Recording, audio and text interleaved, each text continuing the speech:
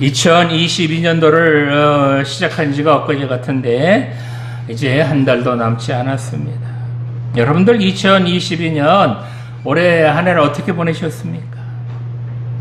이제 코로나도 어느 정도 진정이 된 것 같고 또 올해는 월드컵이 겨울에 열리고 있는데 우리나라가 16강에 올라갔죠. 그래서 더 재밌는 것 같습니다. 이제 곧 성탄절이 다가옵니다. 교회력으로는 대림절 두 번째 주일을 보내고 있습니다. 이 대림절은 예수님께서 이 땅에 오심을 기다리는 절기, 그 절기가 바로 이 대림절입니다. 이 대림절이라는 말은 영어로 이게 어드벤트라고 하는 그런 단어인데요. 이 단어는 오다, 도착하다라는 뜻을 가진 그런 단어입니다. 이 어드벤트라고 하는 단어는 원래 옛날 로마에서 황제가 즉위한 뒤에 황제가 그 나라의 주요 도시를 초도로 그렇게 순시할 때에 그럴 때에 쓰던 그런 의존적인 용어가 바로 이 어드벤트라고 하는 단어였습니다. 그런데 초대교회 성도들은 예수님이야말로 진정한 황제요 유일한 주님이다 라고 생각을 했습니다. 그래서 예수님의 탄생을 그분의 방문, 즉 His Advent라고 불렀고 예수님께서 이 땅에 예수님께서 이 땅에 탄생하신 절기, 그 절기를 대림절 또는 대강절, 같은 말이에요. 그렇게 부르게 되었습니다. 결국 대림절이란 진정한 왕이신 예수님께서 이 땅에 오심을 기념하는 그런 절기가 바로 이 대림절입니다. 그리고 이 대림절은 오시는 그런 예수님을 기다리는 절기일 뿐만 아니라 이제 예수님께서 십자가에 죽으셨다가 부활하셨고 이제 우리가 있을 처소를 예비하러 가셨기 때문에 즉 하늘나라로 가셔서 우리가 있을 그런 처소 즉 영원한 하나님 나라를 준비하러 가셨기 때문에 그 주님께서 우리가 거할 그 영원한 하나님 나라가 다 준비되면 우리를 데리러 오신다라고 말씀하셨어요. 약속하셨습니다. 그래서 그 부활하신 예수님께서 우리의 처소를 다 마련하시고 난 후에 우리를 다시 데리러 오신다라는 것을 기다리는 즉 예수님의 재림을 준비하는 그런 절기이기도 합니다. 자, 오늘 주신 본문을 보면 이렇게 예수님을 기다렸다가 복을 받은 사람이 나오죠. 바로 시므온이라는 사람입니다. 이 시므온이라는 단어가 샤마라는 단어에서 온 단어인데 이 듣다라고 하는 그런 의미의 그런 단어입니다. 얼마나 부모님께서 이 아이 이름을 지을 때에 정말 하나님 말씀 제대로 들었으면 좋겠다라는 그런 의미로 이렇게 시므온이라고 이름을 지은 것 같습니다. 자, 이 시므온이라는 사람은 그러면 어떻게 예수님을 기다렸을까요? 사실 말라기 선지자 이후에 400년간 하나님께서는 그 어떤 선지자나 예언자도 보내지 않으셨습니다. 그런데 이 시므온이 바로 그렇게 하나님께서 보내시지 않은 예언자나 선지자, 아니 하나님께서 약속하여 주신 그 메시아를 기다리고 또 기다렸다는 겁니다. 이 시므온은 어떻게 이 메시아로 오신 예수님을 기다렸을까요? 아니, 이 시므온은 예수님을 만나서 어떤 복을 받았을까요? 오늘 주신 본문을 살펴보며 함께 은혜 나누길 원합니다. 자, 첫 번째로 이 시므온은 의롭고 경건하게 예수님을 기다렸다는 것입니다. 본문 25절 말씀 보겠습니다. 예루살렘에 시므온이라는 사람이 있으니 이 사람은 의롭고 경건하여 이스라엘의 위로를 기다리는 자라 성령이 그 위에 계시더라. 아멘. 자, 본문은 메시아를 기다리고 있었던, 하나님께서 약속해 주셨던 그 메시아를 기다리고 있었던 시므온에 대한 이야기입니다.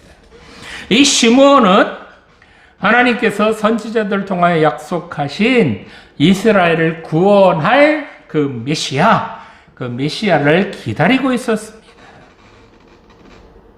이렇게 시므온이 메시아를 기다리고 있었는데 마침 예수님께서 태어나신 후에 8일 만에 정결 예식을 행하기 위하여 예루살렘 성전에 올라가셨습니다.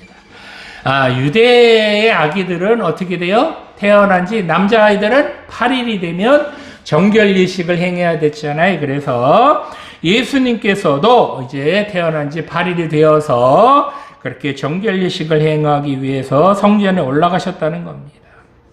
이때 시므온이 예루살렘 성전을 떠나지 않고 있었는데 그 떠나지 않고 있었던 이유가 본문 26절에 나옵니다. 어떻게 나오죠?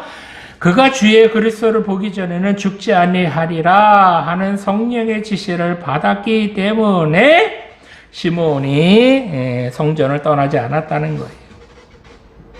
즉 하나님께서 이 시므온이 그리스도 즉 메시아를 보기 전에는 죽지 않도록 약속해 주셨다는 겁니다.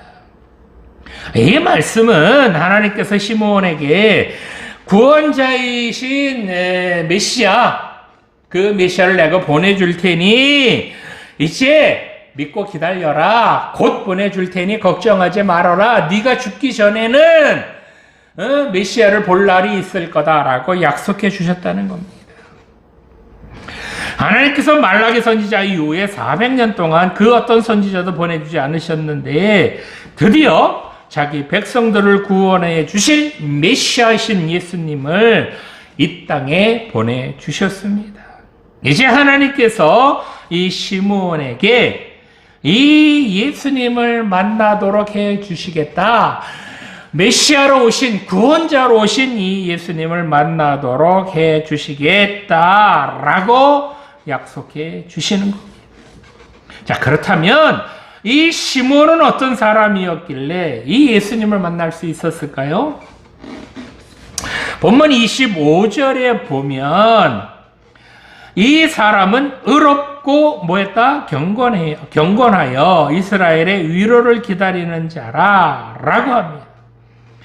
여기서 이 시므온이라는 사람의 인간 됨됨이가 어떻는지를 잘 보여주고 있는데 바로 이 시므온이라는 사람이 어땠다고요? 의롭고 경건한 사람이었다라는 겁니다. 이 의롭고라는 단어는 원어로 보면요, 하나님의 법과 사람의 법을 준수하는 정직한 사람, 즉 하나님과 사람 앞에서 부끄러움이 없는 그런 사람을 의로운 사람이라고 표현합니다. 그렇다고 이 시므온이라는 사람이 하나님 앞에 무죄하다거나, 즉 죄가 없다거나 또는 흠이 전혀 없다라는 그런 말은 아니고요. 비록 이 시므온이라는 사람이 비록 좀 흠이 있을지라도 하나님의 뜻에 합당하게 살려고 애쓴 사람이다 라는 평가를 받았다는 겁니다. 이 의로운이라는 이 뜻, 즉 의로운 자에게 있어서 무엇보다도 우선시되는 것, 그것은 바로 하나님과 올바른 관계를 먼저 말해야 합니다. 즉 이 시므온이라는 사람은 하나님 앞에 부끄러움 없이 살려고 애쓰고 또 애썼던 사람이다. 즉 하나님 앞에서 죄를 지음으로 하나님과의 관계가 깨어지는 그런 어리석은 죄를 짓지 않으려고 누구보다도 애쓰고 노력했던 사람이라는 겁니다. 또 이 시므온은 본문에 보니까 경건한 사람이다 라고 말합니다. 이 경건하다라는 단어는 종교적 의무에 투철한 또는 종교적 의무에 헌신된 그런 의미를 갖고 있는데 이 단어는요, 취하다, 꼭 붙잡다 라는 말에서 유래된 그런 단어입니다. 즉, 이 시몬이라는 사람은 하나님 앞에서 의롭고 경건하게 살았을 뿐만 아니라 하나님 말씀 꼭 붙잡고 살아갔던 그런 믿음이 있는 사람이었다라는 겁니다. 자, 누가 의롭고 경건한 사람이라고요? 바로 하나님과 올바른 관계를 맺고자 하나님 말씀을 꽉 붙들고 그렇게 살아가는 사람이 바로 의롭고 경건한 사람이라는 겁니다. 이 시몬은 하나님 말씀을 꼭 붙들고 하나님 약속을 굳게 믿고 그렇게 메시아를 기다렸던 그런 사람입니다.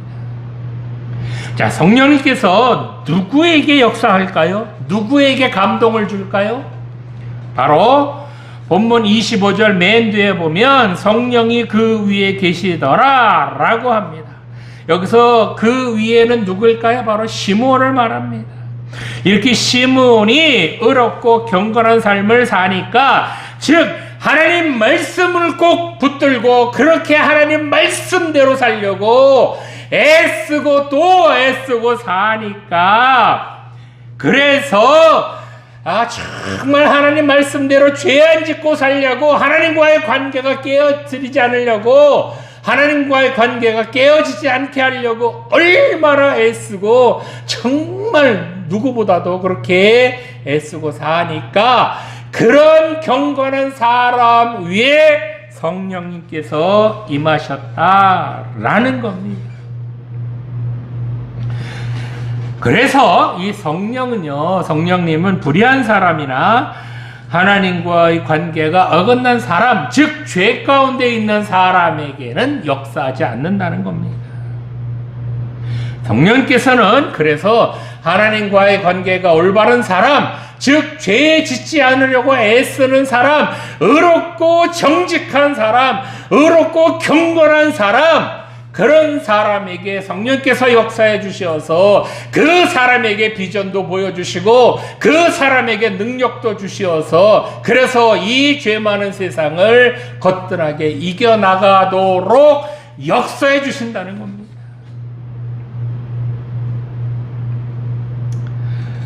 성도 여러분, 경건의 모양만 있을 뿐 경건의 능력을 상실한 채 세상 죄 가운데 사는 그런 사람에게는 이 성령님이 역사하지 않는다는 것 명심하시기 바랍니다.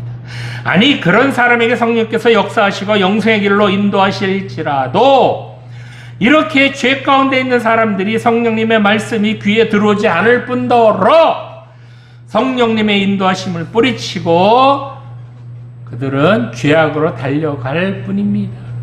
아무리 그들에게 성령께서 얘야 거기 가면 안 된다, 그건 죄 짓는 거야 라고 성령께서 말씀하시고 붙들고 애원하고 가지 못하게 막을지라도 그런 사람들이 성령님의 말씀 듣겠냐는 겁니다. 그러나 소망을 가지고 사는 사람들은 그 소망이 이루어질 날을 기다리고 기대하며 살아가기 때문에 누구보다도 경건하게 그리고 의롭게 살아간다는 겁니다. 이 시몬은 나이는 많이 들었지만 누구보다도 경건하게 의롭게 그렇게 살아갔다고 합니다. 이처럼 이 시몬처럼 소망이 있는 사람, 즉 메시아를 대망하며 그 메시아가 오기를 소망하는 그런 사람은 지조를 지킨다는 겁니다. 소망이 있는 사람은 이렇게 신앙의 절개를 지킨다는 겁니다. 소망이 있는 사람은 뿐만 아니라 거룩하고 깨끗한 삶을 살기 위하여 애쓰고 또 애쓴다는 겁니다.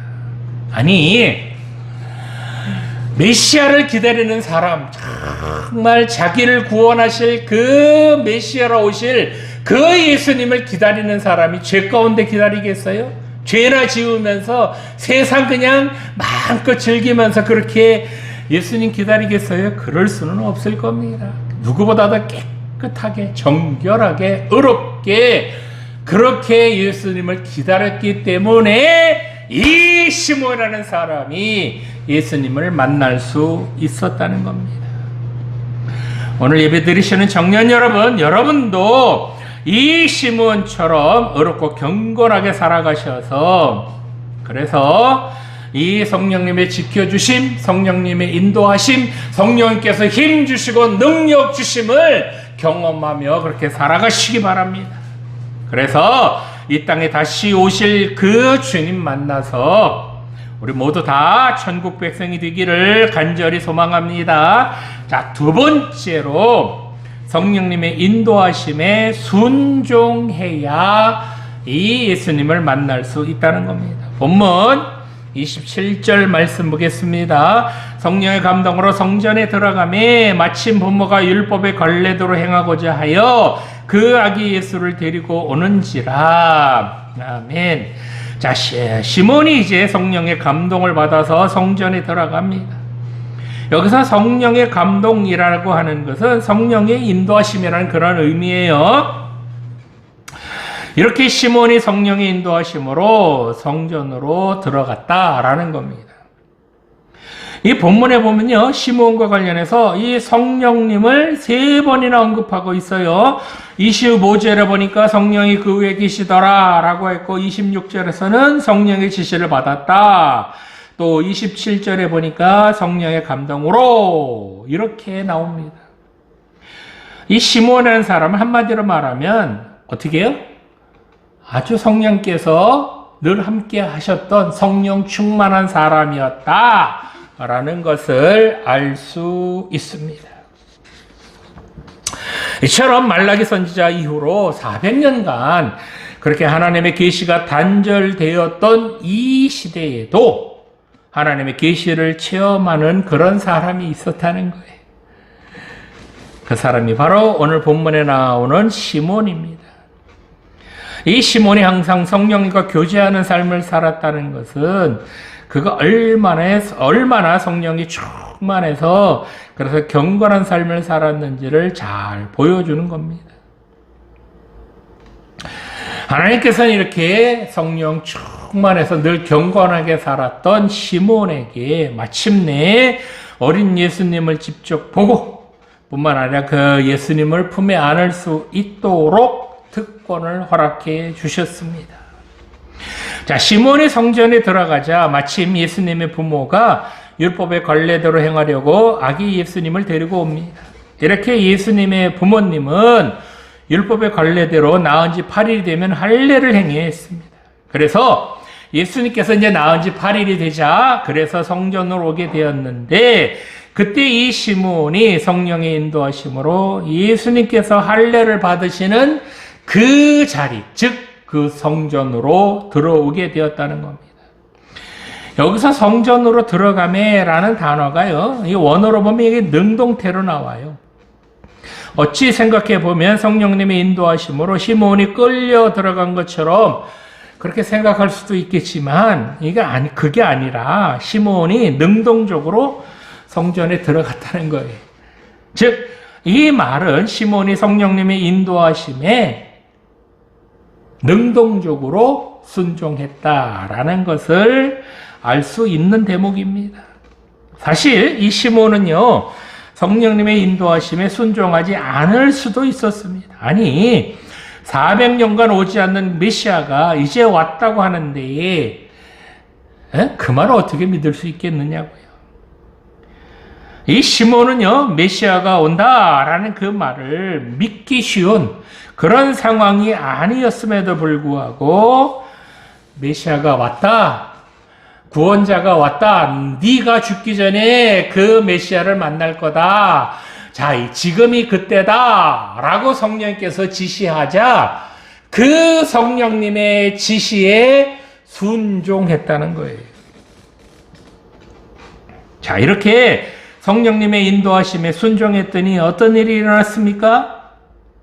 시몬이 이렇게 성령님의 인도하심에 순종해서 성전에 들어갔더니 그렇게 자기가 고대하고 기다리던 예수님을 만나게 되었다는 겁니다.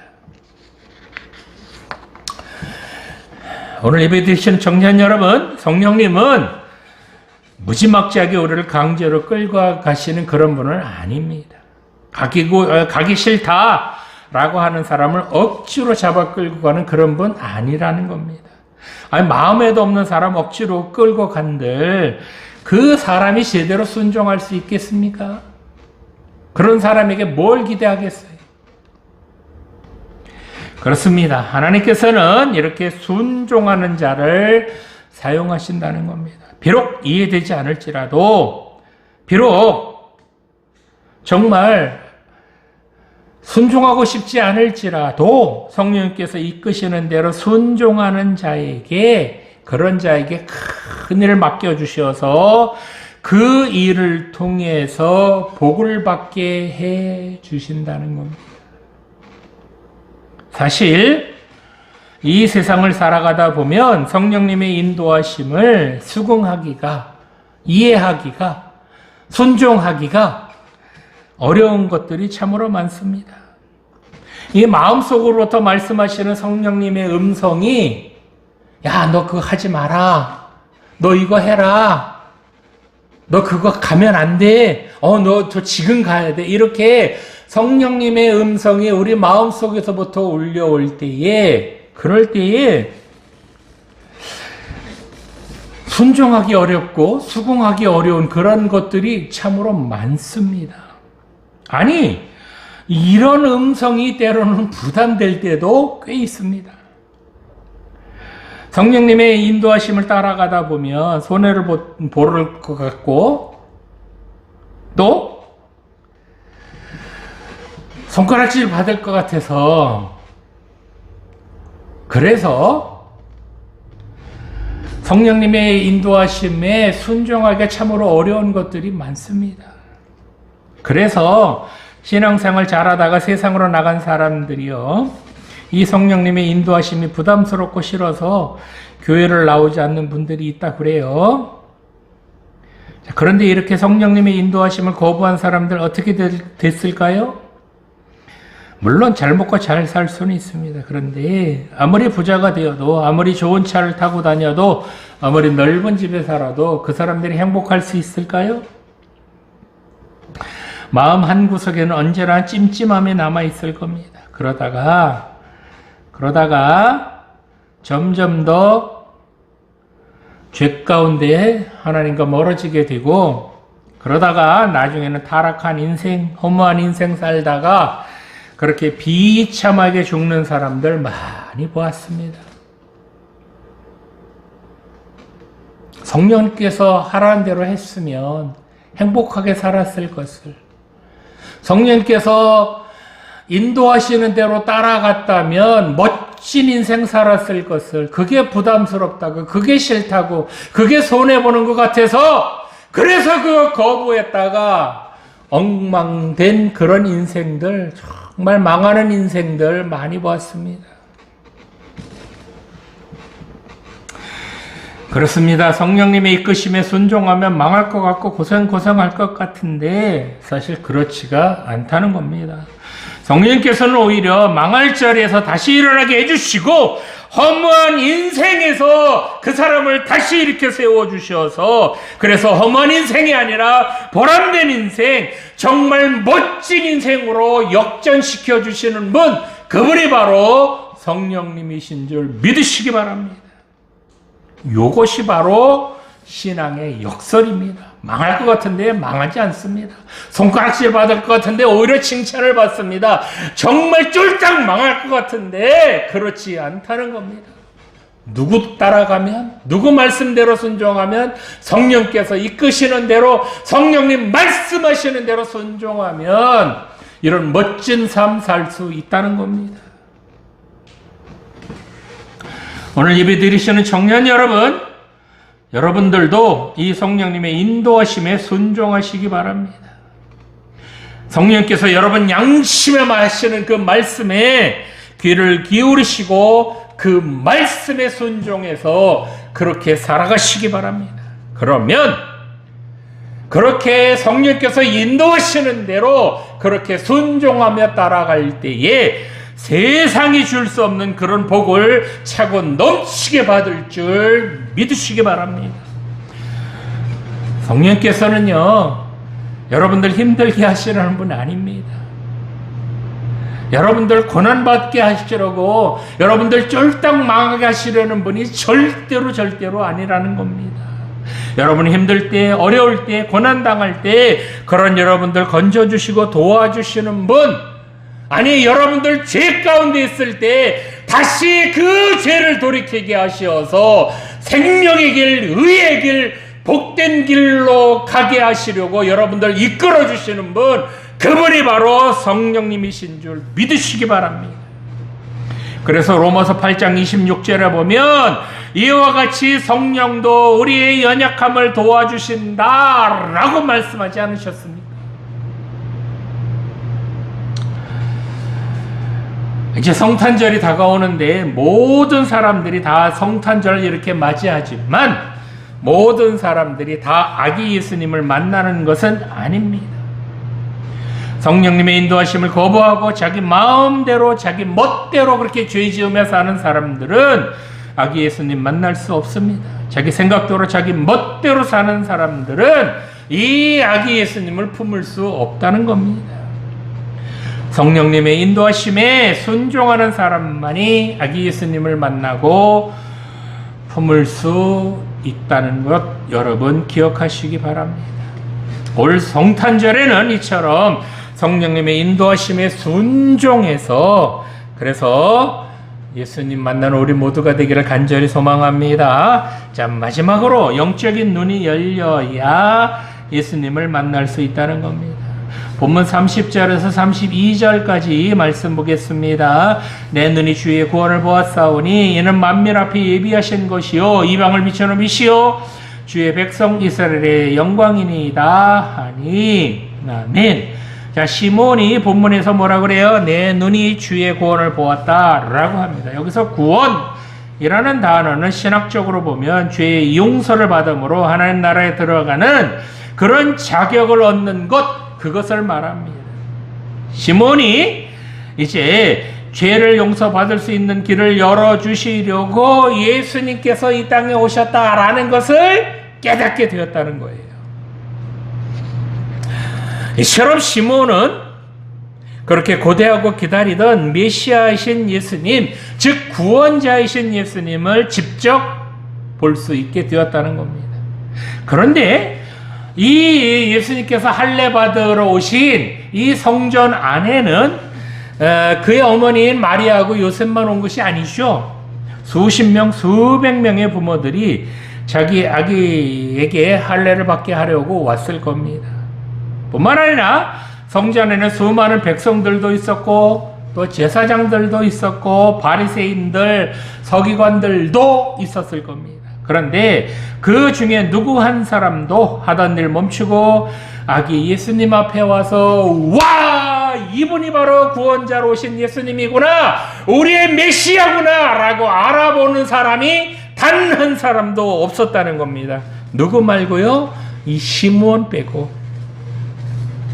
자, 그렇다면 이 시몬은 어떻게 한눈에 메시아로 오신 예수님을 알아보았을까요?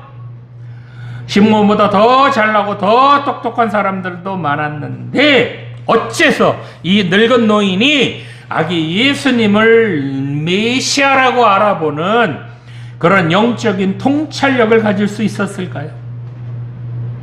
그것은 바로 전적으로 이 시몬이 성령의 역사심에 순종해서 메시아를 기다렸기 때문이고 그 메시아로 오신 예수님을 만나도록 이끌어 주시는 성령님의 인도하심에 뭐했기 때문에 순종했기 때문에 이 예수님을 알아볼 수 있었다는 겁니다. 본문 31절에 보면 이 시몬이 아기 예수님을 만난 감격을 이렇게 고백합니다. 이는 만민 앞에 예비하신 것이요 이방을 비추는 빛이요 주의 백성 이스라엘의 영광이니이다. 이렇게 고백을 합니다. 여기서 이는 만민 앞에 예비하신 것이요 라는 문장을 원어로 보면요 당신이 그 구원을 만민 앞에 예비하셨습니다 라는 그런 의미입니다. 즉 시몬은 자기 같은 죄인들을 구원하는 주체가 바로 하나님이심을 명확하게 하고 있습니다. 뿐만 아니라 이 놀라운 것은요, 이 시몬이요, 아주 유대인 중에 유대인이었음에도 불구하고 당시 편협한 선민의식 그리고 메시아관을 가지고 있었던 그런 유대인들과는 달리 그 예수님으로 인한 구원이 자기 자신 혹은 유대 민족에게만 그 구원이 미치는 것이 아니라 오늘 본문에서 시몬이 고백한 대로 만민, 즉 흑암에 갇혀있는 모든 민족에게까지 구원을 주실 분, 그런 모든 민족을 다 구원해 주실 분이라는 것을 이 시몬이 깨닫게 되었다는 겁니다. 뿐만 아니라 예수님께서는 이 유대인뿐만에게만 아니라 세계 만방을 향하여 구원의 빛을 비추는 그 구원자로 이 땅에 오신 분이라는 것을 이 시몬이 깨달았다는 겁니다. 이 시몬의 고백에 예수님의 부모가 놀랍게 여겼다라고 본문은 나옵니다. 이 예수님의 부모는 이미 천사의 수태고지를 비롯해서 여러 차례 이 아기 예수님에 대한 예언을 들었지만 인간에게서, 사람에게서 이런 이야기는 처음 듣는 거예요. 시몬은 자기의 고백을 듣고 놀라는 그 예수님의 부모님에게 더 놀랄 만한 이야기를 합니다. 본문 34절에 보면 뭐라 그래요? 보라, 이는 이스라엘 중 많은 사람을 패하거나 흥하게 하며 비방을 받는 표적이 되기 위하여 세움을 받았고 라고 말합니다. 즉 예수님께서 이 땅에 오심으로 어떤 사람은 구원을 받기도 하지만 반면에 어떤 사람은 심판에 빠지고 패한다. 즉 멸망할 수도 있다는 겁니다. 뿐만 아니라 비방을 받는 표적이 되기 위하여 세움을 받았다라고 말합니다. 즉 예수님께서는 구원자로, 즉 메시아로 세우심을 받은 것, 그것은 바로 비방을 받는 표적이 되려고 이렇게 메시아로 세우심을 받았다는 겁니다. 이 비방의 절정이 뭐예요? 바로 십자가입니다. 예수님께서 이렇게 비방의 절정인 그 십자가에서 피를 흘리심으로 모든 인류를 구원해 주셨습니다. 이처럼 예수님께서는 구원자로 오신 메시아임을 믿는 자에게는 구원을 받는 표적이 될 수 있지만 예수님을 메시아로 믿지 않는 사람들에게는 바로 멸망을 받는 그런 표적이 될 수도 있다라는 겁니다. 시몬은 계속해서 어머니 마리아에게 35절에서 이렇게 말하죠. 또 칼이 내 마음을 찌르듯 하리니 이는 여러 사람의 마음의 생각을 드러내려 함이니라, 이렇게 말합니다. 즉 예수님께서는 하나님의 뜻을 깨닫지 못하는 자들에 의해서 배척과 순환과 죽임을 당한다라는 겁니다. 아들의 이러한 모습을 지켜보는 어머니의 마음이 칼로 찌르듯 고통으로 가득하게 될 것이다 라고 지금 예언하고 있는 겁니다. 오늘 예배드리시는 청년 여러분, 오늘은 이 땅에 오신 예수님을 기다리는 대강절 두 번째 주일입니다. 이 대강절은 이렇게 마리아의 몸에서 탄생하실 예수님의 초림과 세상 종말의 심판주로 오셔서 세상을 심판하시고 그 구원을 완성하시는 예수님의 재림을 포함해서 그렇게 기다리는 절기가 바로 이 대림절입니다. 그래서 이 대림절에 우리는 의롭고 경건하게 보내야 합니다. 뿐만 아니라 성령님의 인도하심에 순종하시기 바랍니다.